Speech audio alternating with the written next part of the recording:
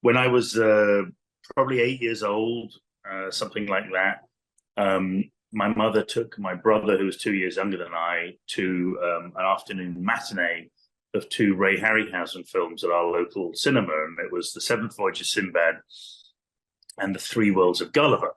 And this is in the mid 1960s, and this is in the UK, where there are only two channels of television, in black and white. It's obviously pre-internet, pre-video, pre-anything like that. And TV is very boring for a kid in the 60s. It's all grown-up stuff. There's no fantasy.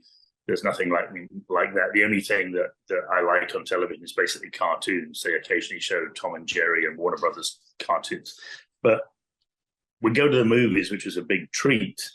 And the only reason my mum took us to see this Ray Harryhausen double bill, and by the way, I don't know, do people know who I mean by Ray Harryhausen? Do your students know who Ray Harryhausen is? I'm pretty sure we know Ray Harryhausen. Yeah, these are okay. So Ray Harryhausen, I think, is quite possibly the most influential person in movies, really, because if you look at the number of careers that were started by people seeing Ray Harryhausen films at a formative era, whether that's Peter Jackson or John Landis or James Cameron, or people who went on to have huge careers doing like Dennis Muir and ILM. There are so many people who owe their careers either as a director or as a technician or an artist, to being inspired by Ray Harryhausen, because basically pre-Star Wars, Ray Harryhausen was sort of the Marvel Cinematic Universe and Star Wars and every giant fantasy. He was it, and every few years he would make a new movie, and it was a huge deal because there really weren't that many fantasy films. I'd never seen one when I was taken to the cinema by my mum, and there's a weird thing in the 60s which was called continuous performances, where they had a program of two feature films and a newsreel and some cartoons, and it was just on a loop. And it would start at like 11 o'clock in the morning, and it would finish at 11 o'clock at night. And in my whole childhood, my mother never once bothered to look at what time movies actually started. She would just go to the theater, and we would walk in whenever the program was. So we would never know whether we were walking into the middle of the A feature or the newsreel or 5 minutes before the end of the B feature. You just wouldn't know. I mean, you'd sit there with my mum until she realized she'd seen this bit.